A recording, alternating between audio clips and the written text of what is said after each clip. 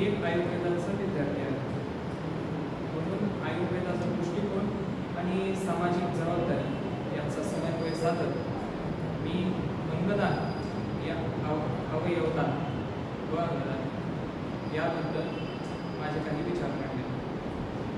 दान श्रेष्ठ म्हणजेच दान हे श्रेष्ठ आहे. दान करणे, दान शब्दच कानात वर पडताना आपल्याला दान देईल असं गोष्ट आठवते. तर इतिहासामध्ये ग्रंथांमध्ये दानवीर कोणाला म्हटलं गेलेलं आहे? तर महाभारतामध्ये कर्णाला हा दानवीर ही उपाधी दिलेली आहे. का? तर कर्ण खूप दानशूर केलं. अशा प्रकारे आपल्या भारत देशाला दानाचा हा खूप मोठा वारसा लाभला गेलेला आहे.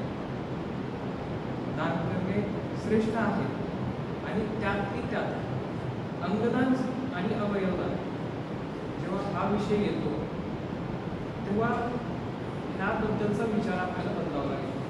कारण की अंगदान हे केवळ अशा प्रकारे नाही आहे की धन दान करतो, आपण अन्नदान करतो किंवा वस्त्रदान करतो. हा अशा प्रकारामधला विषय नाही की अंगदान एवढा छोटा विषय असेल. अंगदान म्हणजे एक प्रकारे मृत्यूनंतरचं जीवन आहे. मी एक गोष्ट सांगितली तुम्हाला. माझा एक मित्र होता, नाव त्याचं सुयश.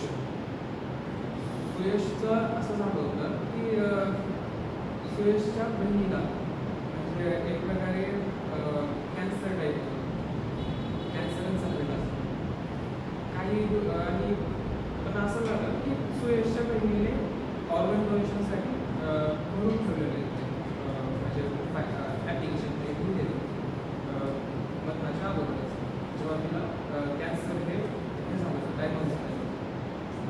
नंतर काही दिवसानंतर सुयशची मृत्यू लक्षात गेली. पण प्रकार असा झाला की ऑर्गन डोनेशन नंतर सुयशच्या सिस्टरचे ऑर्गन डोनेट करण्यात आले आणि ते एका मुलीमध्ये ऑर्गन ट्रान्सप्लांट केले. पण ह्याच्यामध्ये एक आपल्याला जिव्हाळ्याची गोष्ट अशी समजते की आज देखील सुयश ज्या मुलीमध्ये त्या ह्याचे ऑर्गन त्याच्या बहिणीचे ऑर्गन ट्रान्सप्लांट केलेले आहेत, तो सुयश दरवर्षी त्या मुलीकडे जातो रक्षाबंधनासाठी, राखी बांधून देण्यासाठी. का?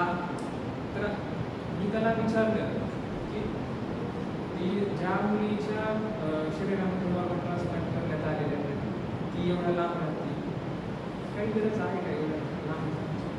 तर म्हणतो की हीच तर एक आठवण आहे की मला माझ्या बहिणीसोबत राहण्याची, दरवर्षी तिच्याकडे राखी बांधण्यासाठी. एक जिव्हाळा लावण्यासाठी गोष्ट आहे. त्यातली त्यात आजचा भारताची परिस्थिती बघता आली तर अवयवदान ह्या मुद्द्यावर जास्त कोण विचार करत नाही. ज्या प्रकारे आता आपल्या कॉलेजमध्ये ब्लड डोनेशन पण जागोजागी ब्लड डोनेशन कॅम्प असतात, पण जास्त करून ऑर्गन डोनेशन कॅम्प नसतात असं पाहायला गेलं. कारण की भारतामध्ये अवयवदानाची जनजागृती आजपर्यंत झालेली नाही, जे की आता होत आहे हळूहळू काळाच्या ओघामध्ये. पण हे आपल्याला जेवढं माहीत आहे तेवढी म्हणजे जेवढी वाटते तेवढी नाही झाली. आज देखील लाखो लोक वर्षभरामध्ये मृत्यूला शरण जातात. का? तर त्यांना अवयव भेटले नाही. जसं की किडनी, हृदय, लिव्हर ह्याची वाट पाहत असते. ह्याची अपेक्षेने की कोणतरी आम्हाला ऑर्गन डोनेट करेल, पण त्यांना भेटत नाही आणि ते मृत्यूला शरण जातात. अशा प्रकारे डेटा असा सांगतो की दर तासाला एक पेशंट मृत्यू पावतो. का? तर त्याला कोणी ऑर्गन डोनेट केलेलं नाही. ही का आज अशी परिस्थिती आहे? ह्याच्यावर आपल्याला विचार करायला हवा. अवयवदान ही काळाची गरज आहे. त्याचप्रकारे बरेचसे मुद्दे आहेत ज्याच्यावर आपल्याला विचार करायला हवा. जसे की अवयवदान करण्यामध्ये नेमकं काय अडथळा आहे आपल्याला? अवयवदान जेव्हा आपण अवयवदान हे शब्द ऐकतो तेव्हा आता तुम्हालाच विचारेल की तुम्हाला तरी काय म्हणजे तुमच्यापैकी किती जणांनी फॉर्म भरला? नाही का? तुमच्या मनामध्ये काय संकोच आहे? तुमच्या मनामध्ये गैरसमज, माहितीचा अभाव, धर्माची भीती आणि सांस्कृतिक संकोच, अशा प्रकारे हे जे मुद्दे आहेत, ह्या मुद्द्यांमुळे अवयवदान ह्याच्याबद्दल तुमची अजून जागृती नाही. ह्या गोष्टीवर कुठेतरी विचार करायला पाहिजे. आयुर्वेदामध्ये आचार्य सुश्रुतांनी सांगितलेलं आहे, शरीरम आद्यम धर्मसाधन.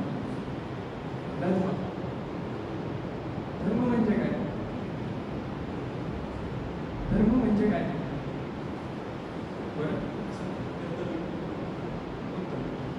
धर्म म्हणजे कर्तव्य. धर्माचे तसे भरपूर अर्थ आहेत, पण चला एका कर्तव्य ह्या शब्दाला घेऊन चालू. धर्माचं सुश्रुतांनी पहिल्यांदा हे सांगितलेलं आहे की शरीर हे धर्माचं प्रथम साधन आहे. अर्थात जर आपल्या मृत्यूनंतर आपले शरीर जर कोणाच्या मदतीला जात असेल, त्याच्या उपयोगी पडत असेल, तर हे मानवतेचं खरंच धर्मसाधन आहे आणि हेच मानवतेचं आपलं कर्तव्य आहे. तर आपल्याला ह्या गोष्टी कळायला हव्यात. मृत्यूनंतर एक व्यक्ती कमीत कमी 8 जणांचा जीव असतो. ज्या प्रकारे किडनी, हृदय, डोळे, मूत्रपिंड किंवा लिव्हर, अशा प्रकारे अवयवदान करून आपण लोकांचे जीव वाचवू शकतो. मृत्यू टाळता येत नाही, पण मृत्यू कोणाच्या तरी उपयोगी ठरू शकते. मृत्यू टाळता येत नाही,